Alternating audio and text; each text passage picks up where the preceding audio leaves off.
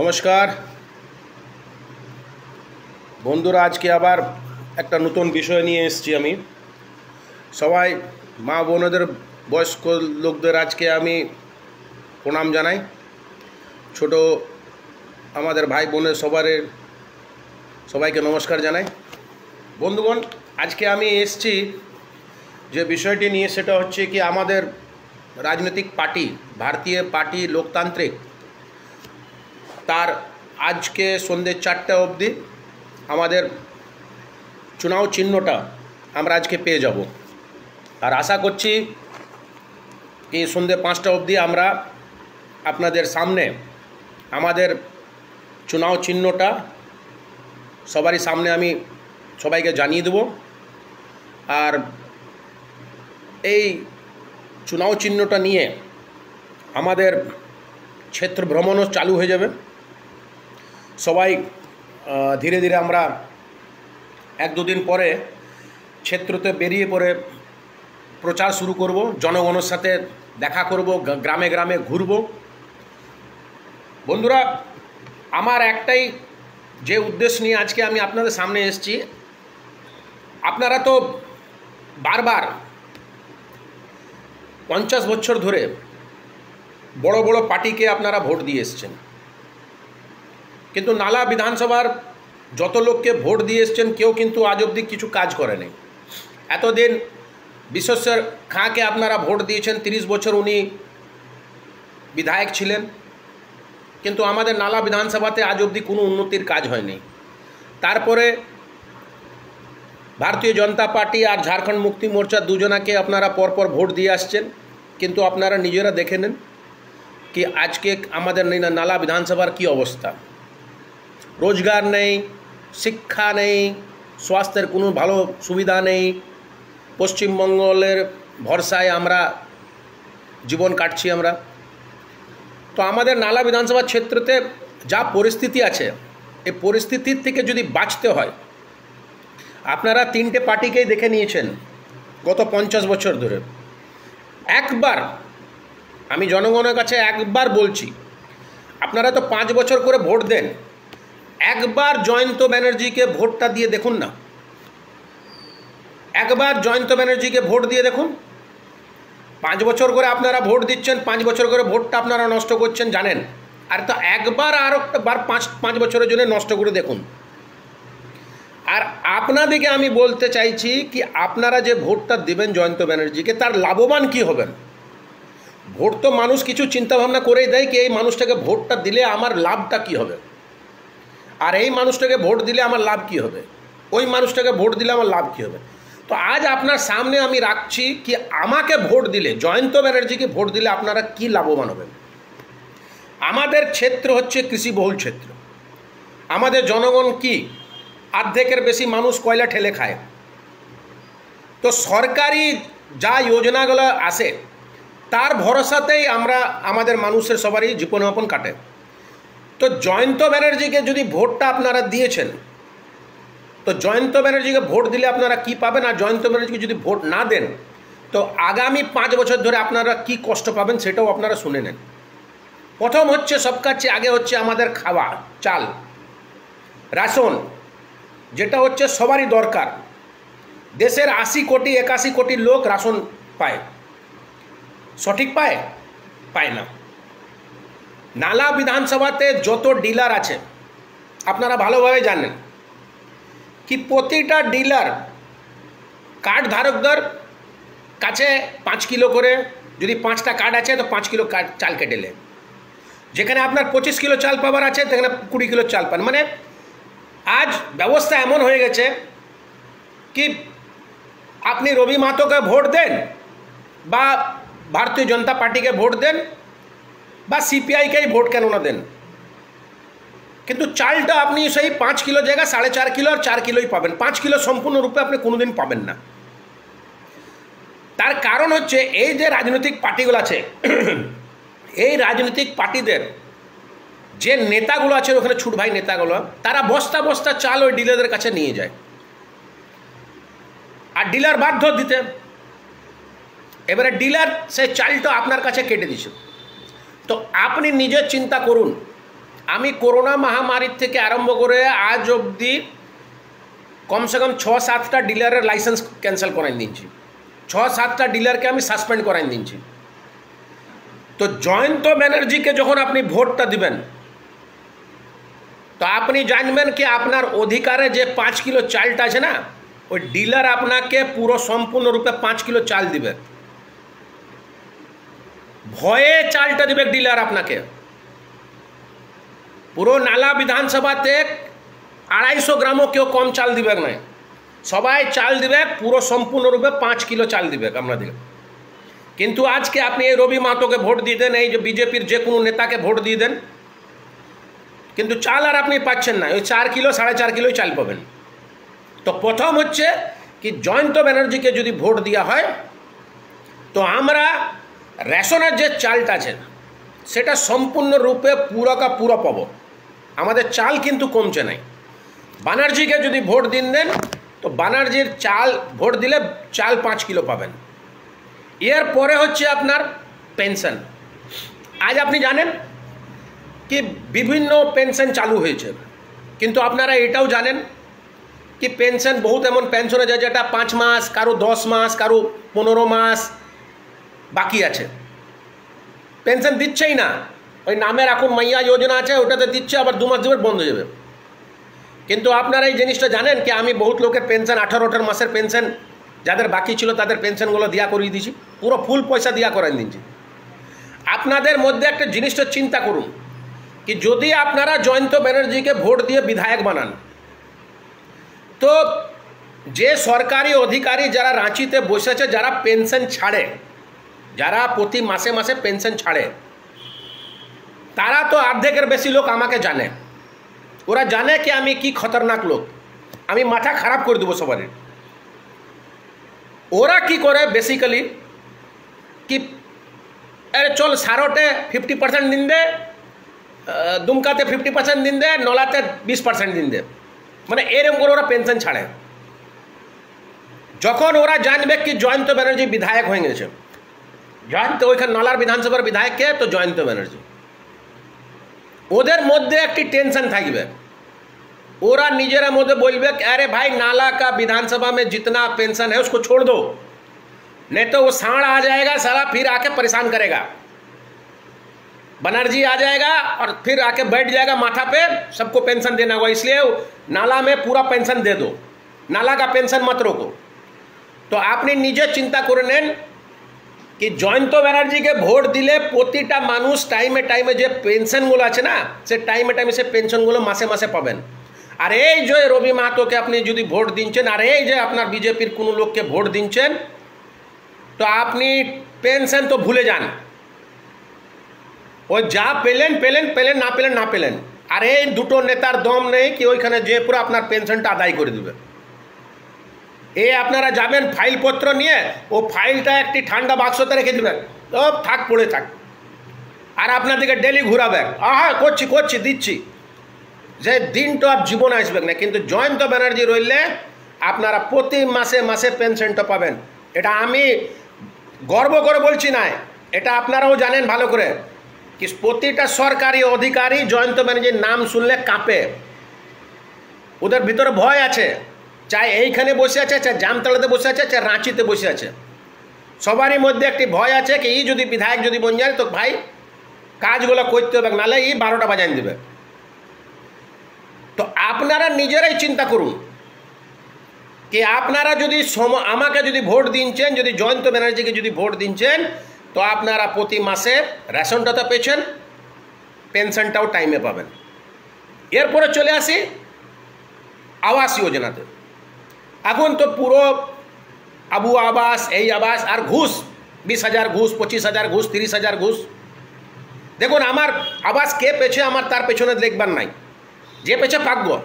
কিন্তু আমার নীতি হচ্ছে কি যে গরিব মানুষ, যেটা একদম নির্ধন মানুষ, যার সত্যি আবাস দরকার, তাকে প্রথম লিস্টে তার নাম হওয়া উচিত, আর তাকে ঘরটা আগে বানানো উচিত। আপনারা দেখছেন কত কত মাটির ঘর নালা বিধানসভাতে, কিন্তু তারা গরিব মানুষরা যেহেতু ওরা পয়সা দিতে পারছে না, অফিসার দিকে পয়সা দিতে পারছে না, তার জন্য ওদের নাম লিস্টে নাম চেপেও নাম চাপছে না। ঘর আসছে না, পয়সা আসছে না। আর যারা বড় লোক তারা পয়সা দিয়ে পরে নিজের ঘরটা বানায় নিচ্ছে, আর গরিব মানুষ ওই লিস্টের নামে বাইরে রয়ে গেছে। তো আপনাদিকেও বলছি, আমার কোনো ব্যার নাই কি আমি কোনো কেউ যদি ঘর পেল তো তোর খুচাখুচি করে পরে তার ঘরটা না, সরকারি পয়সা বেটে যদি কেউ পেছে ঘর তো পাকব, ও তো আমার পয়সা নেয় নাই, আপনার পয়সা নেয় নাই, সরকারি যদি পয়সা নিয়ে পুরো ঘর বানা যাবে না। কিন্তু আমার বলার বক্তব্য হচ্ছে কি গরিব মানুষের প্রথম অধিকার, যে গরিব মানুষ যে আছে ওখানে তার কিন্তু সবকাছে প্রথম অধিকার বেটা ওই ঘরের। তো জয়ন্ত ব্যানার্জিকে যদি আপনারা যদি ভোট দেন তো গরিব মানুষের ঘর কিন্তু প্রথমে হবে। যারা প্রাপ্তি, যারা ঘরের প্রাপ্তি, যাদের সত্যি মাটির ঘর, যাদের ঘরের খুব অবস্থা খারাপ, তারা কিন্তু প্রথমে ঘর পাবে, আর এটা সবাই জানে। আর জয়ন্ত ব্যানার্জিকে যদি ভোট দেন, আর যদি জয়ন্ত ব্যানার্জি যদি বিধায়ক হয়, কোনোভাবেই ঘুষ কাছাড়ি চলবে না। বিনা ঘুষ, বিনা পিসি, বিনা কমিশনকে ঘর বানাইতে হবে, এটা মজবুরি হয়ে যাবে, অধিকারীদের মজবুরি হয়ে যাবে। কেন? তো বিধায়ককে তো জয়ন্ত ব্যানার্জি এখনই আমাদেরকে সাসপেন্ড করাই দেবে, এখনই আমার চাকরি খেয়ে দেবে।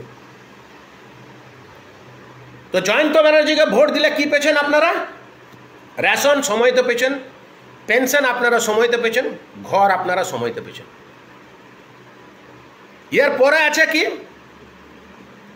কিষাণ নিধি। আমাদের তো কৃষি বহুল ক্ষেত্র, বহু জনাকার কি আছে, তো কিষাণ নিধিতে অর্ধেক লোকের নাম ঢুকে, নাম চাপে নাই, পয়সা পেছে নাই। তো এই চুরি চামারিগুলো কারা করে? এই যে কিষাণ নিধি যে নাম চাপাচ্ছে কারা? ব্লক থেকে। তো ব্লকের ওইখানে কি আছে, পয়সা দাও।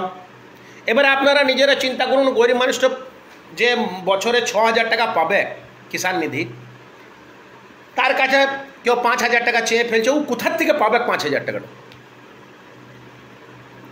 এটা কি সম্ভব? একটি কিষাণ নিধি পয়সা নেবার জন্য 5,000 টাকা ঘুষ? কিন্তু আপনারা নিজেরা চিন্তা করুন কি যদি আপনারা যদি জয়ন্ত ব্যানার্জিকে যদি ভোট দিচ্ছেন, তো আপনারা বিনা পয়সা ঘুষ দিয়ে আপনারা কিষাণ নিধিতেও আপনাদের প্রতি মাসে মাসে ঢুকবে, যেটা 3 মাস পর পর পয়সাটা 2,000 করে আসে, বছরে 3 বার আসে 6,000 টাকা। তো আপনি জয়ন্ত ব্যানার্জিকে ভোট দিলে কি পেলেন? পেনশন পেলেন, ঘর পেলেন, রাশন পেলেন, কিষাণ নিধি পেলেন। আর যে জয়ন্ত ব্যানার্জি যে পেনশন দিয়াতে পারবে, যে কিষাণ নিধি দিয়াতে পারবে, যে ঘর দিয়াতে পারবে, যে রেশন দিয়াতে পারবে, সে কি আর স্বাস্থ্য সেবার কি আপনাদেরকে না দিতে পারে? কথা দিলাম আপনাদেরকে কি চিকিৎসা করার জন্য কোনো দিন বাইরে আর যেতে হবে না। যদি আপনারা যদি জয়ন্ত ব্যানার্জিকে ভোট দেন তো ডাক্তার এইখানেই থাকবে, এই নালাতে, ফতেপুরে, কুণ্ডইতেই ডাক্তার পাবেন আপনি। কেন এইখানে যে ডাক্তারগুলো এখন আছে তারা প্রতি মাসে মাসে নিজের সাইনটা করছে, বেতন তুলছে, কিন্তু দেখুন গা কোথায় অন্য জায়গা বসে আছে। কেন এদের উপরে আশীর্বাদ কে দিয়ে রেখেছে? বিধায়ক, বিধায়কের আশীর্বাদ আছে। আচ্ছা ঠিক আছে, তুমি লোক যাও না। তো আমি যখন এখানে বিধায়ক হয়ে যাব তো এই সিগনেচার করে পরে কোথাও অন্য জায়গা ডিউটি করতে পারবে, নিজের ক্লিনিক চালাতে পারবে?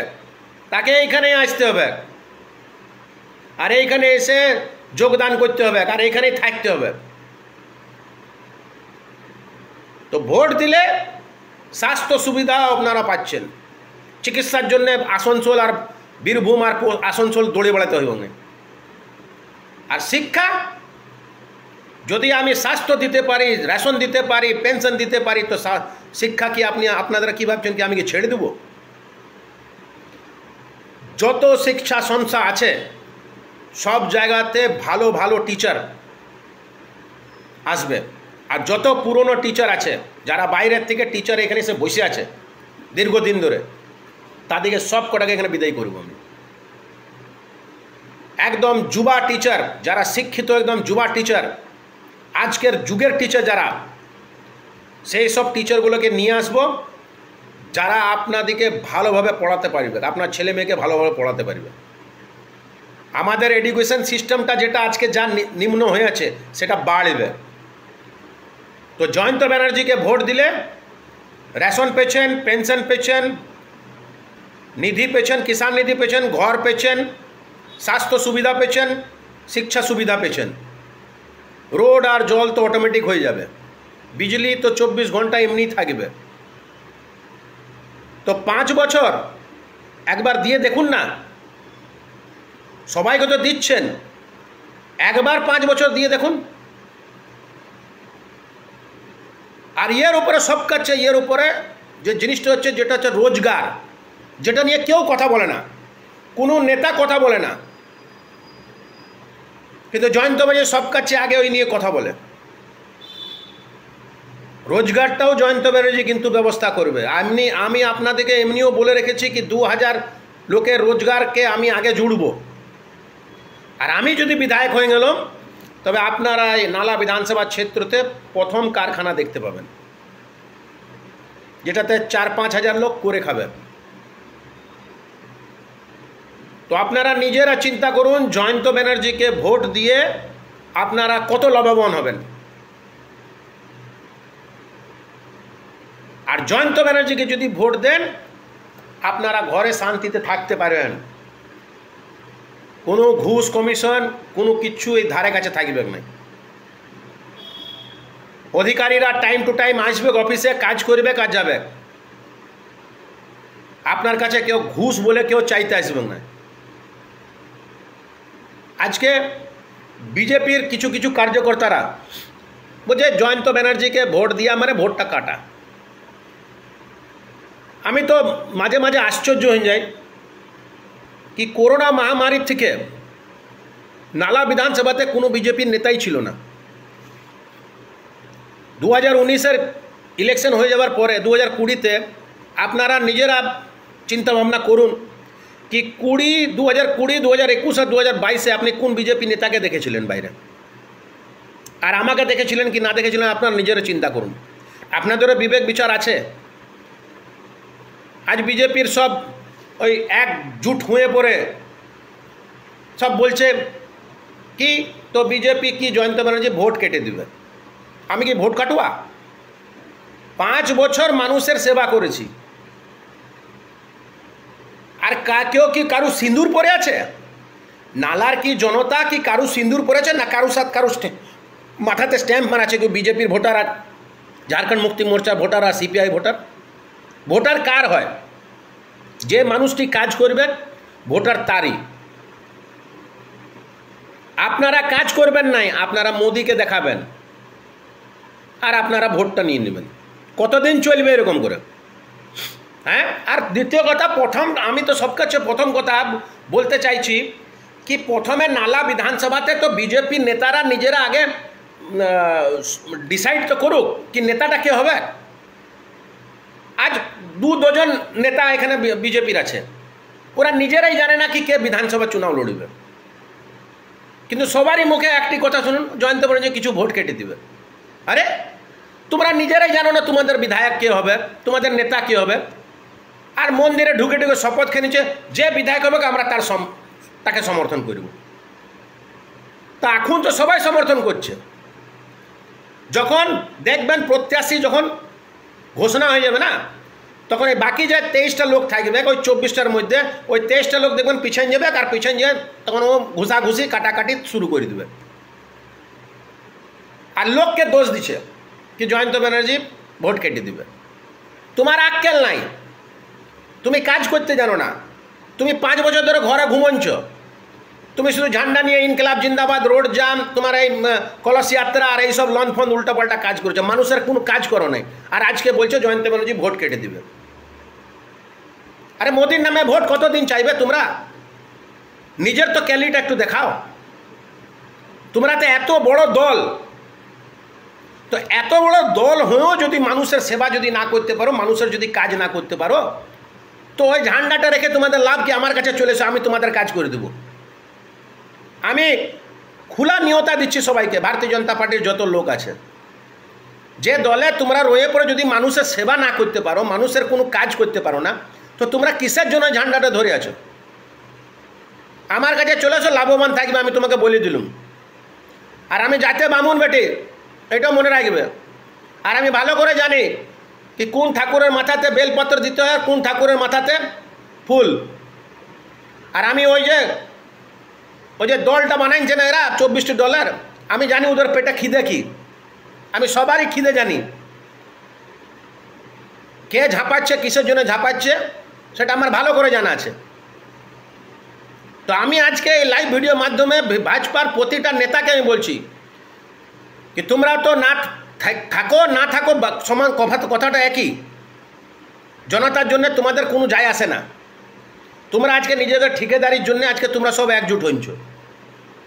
আর এই যে ঠিকাদারি করবার জন্য তোমরা 10 বছর ঠিকাদারি পাও নাই, 10 বছর ঠিকাদারি না পাওয়ার জন্য আজকে তোমরা চিন্তা ভাবনা করছো কি যদি এইবারও যদি হেরে যায় তো বিজেপি নিস্ত নাবুদ হয়ে যাবে, আমরা কোথাও থাকবো নাই, আমাদের ঠিকাদারি আমরা কাজও পাবো নাই, সেই আমাদের রবি মাহাতো বা অন্য কোনো পার্টির পায়ে ধরতে হবে কি আমাকে একটি কাজ দাও।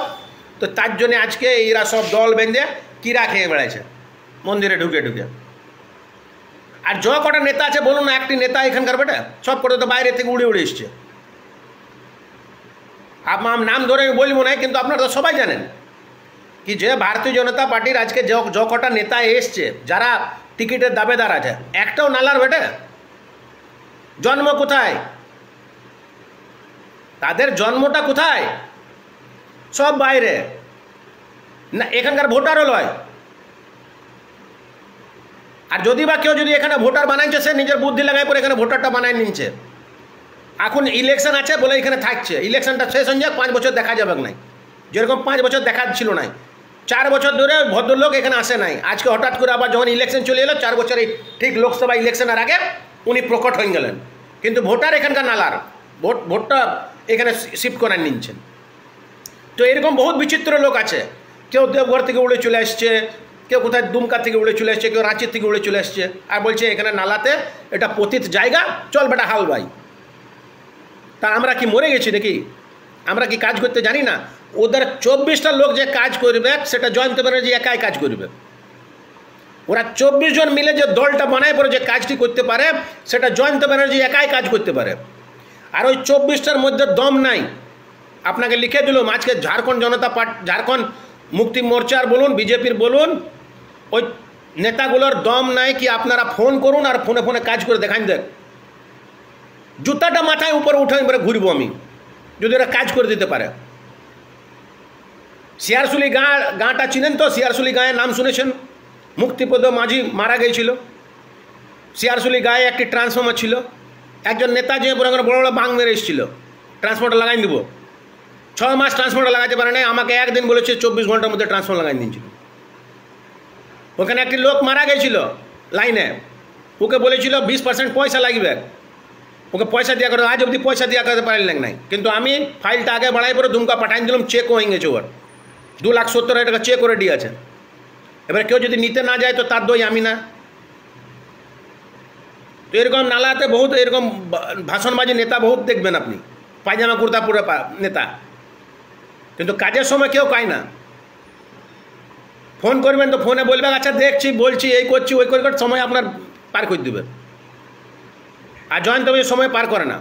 যেটা স্পষ্টবাদী ছেলেবেটি আমি, যেটা মুখে সেটা আমার পেটে, যেটা পারবো সেটা বলবো হ্যাঁ পারবো, আর যেটা বলবো যদি পারবো না তো আমি একদম ডাইরেক্ট বলে দেবো ভাই পারবো না, আমার দ্বারা হইল নাই, অন্য লোক দেখিলাম, বা এই জিনিসটা হবে নাই। এখন চুনাও আছে, অপেক্ষা করো, চুনার পর আমি তোমার এই কাজটা করে দেবো, যখন নতুন সরকার হবে আমি কাজ করে দেবো। তো এই তো সব নাটক চলছে নালা বিধানসভাতে। আর আপনারা ভালো করে জানেন কি জয়ন্ত ব্যানার্জিকে ভোটে আটকাবার জন্যে আমার উপরে একটা মিথ্যাভাবে একটি কেস করা হলো, কুণ্ডইতে ফতেপুরে নালা। তো কি SC/ST কেস, আমি নাকি কোনো যেইকে নাকি গাল দিচ্ছি। STC কেসে মানে কি ভাষা খারাপ। আজ অবধি নালা বিধানসভা পুরো অত বড় জায়গাতে আমার মুখ থেকে কোনোদিন কেউ খারাপ উচ্চারণ শুনেছেন? আর আমি একটি লোককে গাল কেন দিতে যাব? হ্যাঁ, তো রবি মাহাতো যে বিধায়ক আছে, যে স্পিকার আছে, আমার কাজ দেখে ওর টেনশন হয়ে গেছিলো, ধুকধুকি হয়ে গেছিল কি যে হারে বেড়ে যাচ্ছে। 3 বছরে যা কাজ করে দিলে, করোনা মহামারীতে যা কাজ করে দিয়েছে, বাকি সব কাজ করছে, ফটাফট ফটাফট কাজ করছে। ও তো রবি মাহাতো তো বলে দিয়েছিল সব প্রখণ্ডে যত অধিকারী আছে কি আরে ভাই বিজেপির কোনো কার্যকর্তার কাজ করবে না, আর ব্যানার্জির কোনো কার্যকর্তা ব্যানার্জির কোনো কাজ করবে না। কিন্তু হচ্ছিল কি, প্রখণ্ডে যখন বিজেপির কোন লোক যেছিল তাদের কাজ হচ্ছিল না, কিন্তু আমার কাজটা কি আটকাতে পারছিল না। কারণটা কি? ভয়ে। ওই অধিকারীদের মধ্যে একটি ভয় আছে কি খাট খাড়া করে দেবে, এখনই লেখাপড়ি করে দেবে উপর অবধি, আর আমার চাকরি কেড়ে নেবে। তো সেই জন্য অধিকারীরা বিজেপির লোকের কাজ করছিল না, কিন্তু আমার কাজটা বাধাও দিচ্ছিল না। আমার কাজ আজকেও দেখুন, আমার হাজার হাজার ছেলে মানরেগাতেও কাজ করছে, আজ আমি ঘরও দিচ্ছি, আবু আবাস দিয়েছি আমি নিজের লোকদেরকে, কিন্তু আমার কাজে না নাই, আর আমার কাজ আটকাবার দম নেই। তো রবি মাহাতো যে কাজটি করেছিল কি করতে, এই জয়ন্ত ব্যানার্জিকে ইলেকশন লড়তে দিব নাই, আর এর সাথে বিজেপিও ইনভলভ ছিল, ভারতীয় জনতা পার্টির লোকও ইনভলভ ছিল। নাহলে আপনারা চিন্তা করুন, যখন আমার নামে কেস করে তো ভারতীয় জনতা পার্টি তারা বিরোধ করতো নাই? আমি কি বাইরের লোক বটে? যদি কোথাও অন্যায় হয়ে থাকে তো আমিও তো প্রতিবাদ করব। তো ভারতীয় জনতা পার্টিরা প্রতিবাদ কেন করল না? তার মানে কি ছিল, এই দুটোই পার্টি মিলে আছে কি ওকে আটকাও, আর ওকে আটকাও, ও যদি চলে আসে তো আমাদের সব খাওয়া দাওয়া বন্ধ হয়ে যাবে। যার জন্য রবি মাহাতো নিজের একটি জেইকে দিয়ে পড়ে একটা ঝুটা কেস মোকদ্দমা করাই দিলে কি আমি একটা Harijan SC ST case, Harijan একটা কেস করাই দিলে আমি গাল দিচ্ছি, ভাষা আমি খারাপ ইস্তেমাল করেছি। এই পইতে পড়ে আছি বামুন, আরে পইতে ছুঁয়ে আমি অভিশাপ দিচ্ছি, আমি নিজেকেও অভিশাপ দিচ্ছি। যদি আমি ওই ছেলে যেইটা কেস করেছে, যদি আমি ওকে যদি কোনো ভাষা ভুল বলেছি তো আমার শরীর উপর থেকে নিচে পায়ের নখ থেকে একদম মাথার চুল অব্দি আমার একদম জ্বলে ভস্ম হয়ে যাব। আর আমি অভিশাপ দিচ্ছি রবি মাহাতোকে আর ওর ওই যে দলটাকে, যারা মিলে সবাই মিলে আমাকে ষড়যন্ত্র করে যে ফাঁসাইছে। আমার অভিশাপ আছে কি বুড়া বয়সে মরবি। একটি বামুনকে ফাঁসাইছিস, বুড়া বয়সেও দেখে নিবি কি হবে। আরে ওরা তো ছেলে মেয়ে আছে না? নেই? আমার যেরকম মেয়ে ছেলে আছে, বউ বাচ্চা আছে, আমার বাপ মা আছে। আমার বুড়া বাপটাকে দৌড়া করে আনছে 85 বছর, আমার বুড়া বাপটাকে। আমার মাটা দীর্ঘদিন 1.5 মাস ধরে ওখানে একাই ছিল, খাবার পৌঁছাবার লোক নাই, কেউ ওইখানে ধারে কাছে আসতো নাই ভয়ে।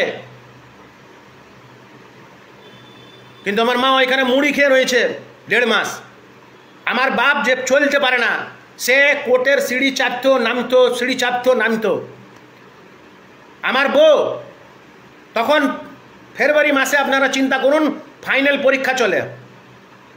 সে ফাইনাল পরীক্ষাতে আমার বউকে 4টের পরে স্কুল ছেড়ে পরে এসে পরে কোর্ট দৌড়াতে হয়, থানা দৌড়াতে হয়।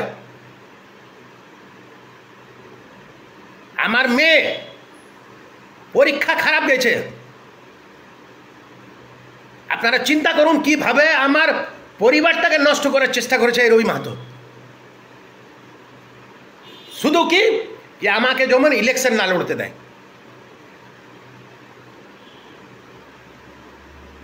স্থানীয় লোক হয়ে একটা স্থানীয়র উপরে কোনোদিন হরিজন একটার কেস লাগায়? আমার মতন কর্মযোগী লোক দিনরাত মানুষের সেবা করি। আমার মেয়ের কত বিশাল শখ ছিল কি কালিঙ্গা ইউনিভার্সিটিতে পড়বে উড়িষ্যাতে, কিন্তু পরীক্ষাতে সে মার্কসটা পেল নাই। 93% মার্কস পেয়েছিল, যে কাট আউট মার্কসটা দরকার ছিল, যার জন্য কালিঙ্গা ইউনিভার্সিটি আমার মেয়ে ভর্তি হলো না। তাও চেষ্টা করেছিলাম আমি, 50 লাখ টাকা অবধি ঘুষ দেবার চেষ্টা করেছিলাম। হ্যাঁ, সত্যি বলছি, যে মানুষ কোনোদিন ঘুষকে বরদাস্ত করে না, কিন্তু আমার মেয়ের জীবনের জন্যে আমি 50 লাখ টাকা বলেছিলাম ধার দেনা করো, তোকে আমি ওখানে ভর্তি করাবো। কিন্তু আমার বউ আমার মেয়ে লাস্টে বললো না বাবা ছেড়ে দাও, আমি ভালো পড়াশোনা করেছি, যতটাই পেরেছি ঠিক আছে, যা হয়েছে রেজাল্ট যা হয়েছে, রেজাল্ট যদি খারাপ হয়েছে কিন্তু আমি ভবিষ্যতে ভালোভাবে পড়াশোনা করে পাস করে দেখাবো।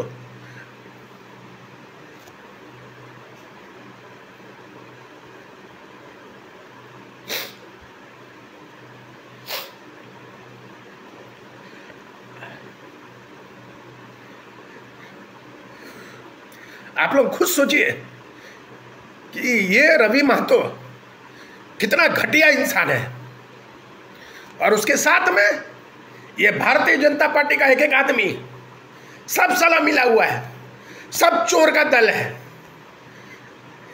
क्षेत्र में सिर्फ चोरी भ्रष्टाचार, इसके सिवाय कुछ नहीं है इन लोगों का। रोना आ गया मेरे को आज, जिंदगी में जो आदमी आंख से आंसू नहीं निकाला है, मेरा परिवार को बर्बाद करने का कोशिश किया है लोग,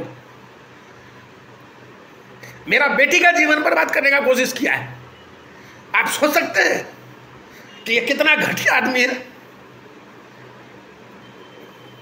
किसी के ऊपर झूठा साला केस मुकदमा करता है, केस मुकदमा करके किसी को दबाने का कोशिश करता है। अपना दम नहीं है काम करने का, और लोगों को ऊपर में झूठा SC ST, झूठा हरिजन एक्ट, यही सब केस लगा के लोगों को फंसाता है। और इसका साथ देने वाला लोग भारतीय जनता पार्टी के लोग हैं। दोनों ही एक ही थाली के चट्टे बट्टे हैं। ये लोग सब कोई मिलके नाला को सिर्फ लूटने के लिए आया है। कुछ बाहरी लोग आया है और ये अंदर में रह के भीतर सूंग बना के भीतर गात कर रहा है, और बाकी ऊपर में कुछ लोग आ गया है, वो लोग ऊपर कर रहा है। उद्देश्य लोग का सब एक ही है कि नाला को बर्बाद कर दो। इसलिए जनता से बोल रहे हैं बार बार कि इन लोगों का चाल चरित आप लोग देख चुके हैं 50 साल से।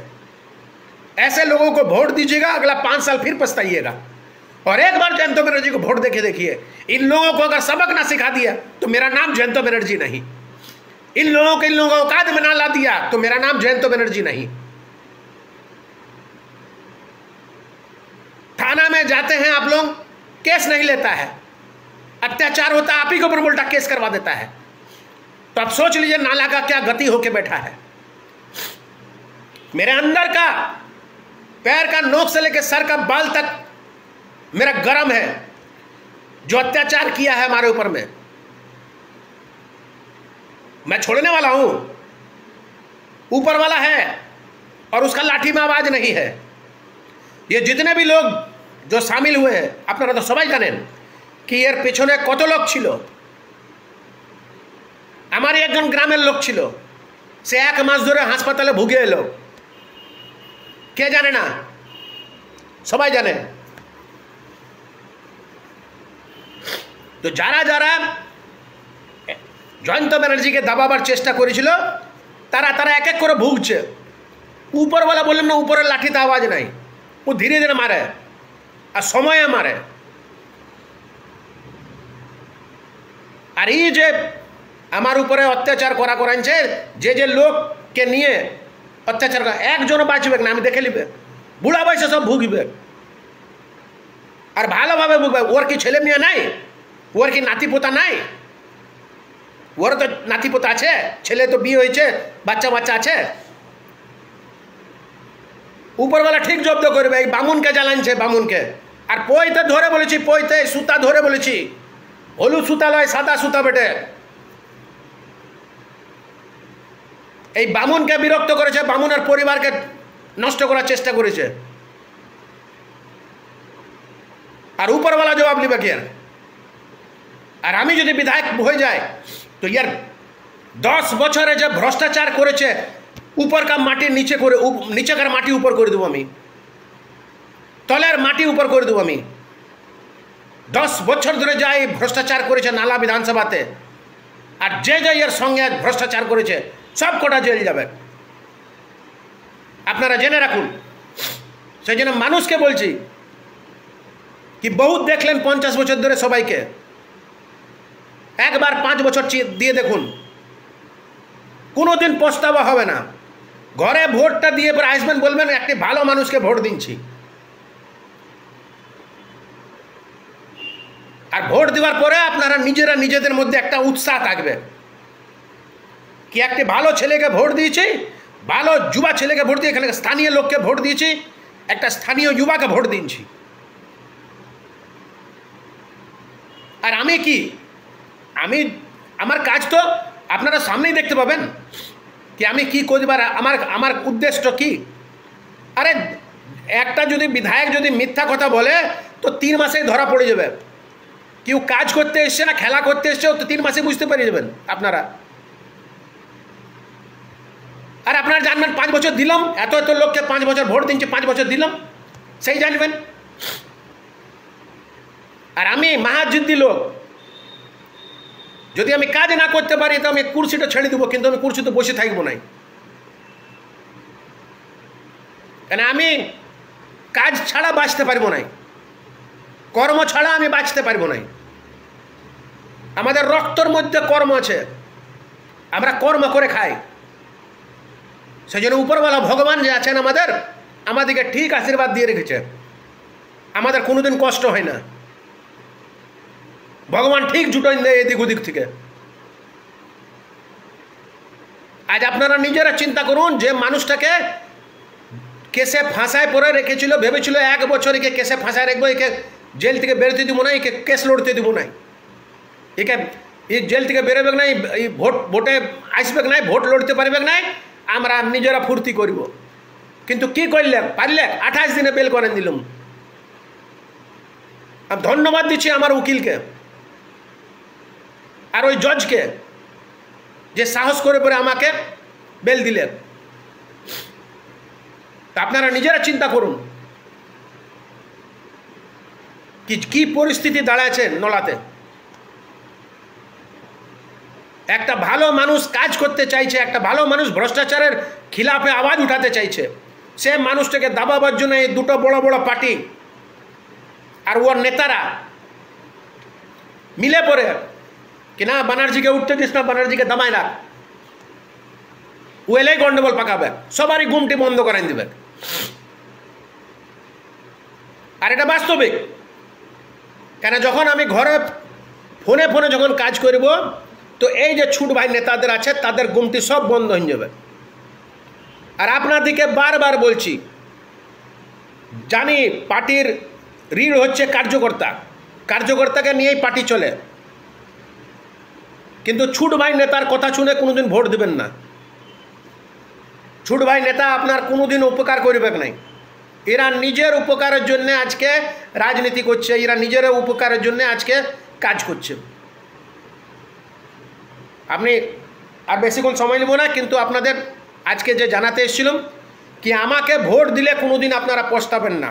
আর আমাকে ভোট দিলে রাশন পাবেন, আমাকে ভোট দিলে সময় সময় পেনশন পাবেন, আমাকে ভোট দিলে ঘর পাবেন, আমাকে ভোট দিলে কিষাণ নিধি পাবেন, আমাকে ভোট দিলে স্বাস্থ্য সুবিধা পাবেন, আমাকে ভোট দিলে ভালো শিক্ষা পাবেন, আমাকে ভোট দিলে রোজগার পাবেন।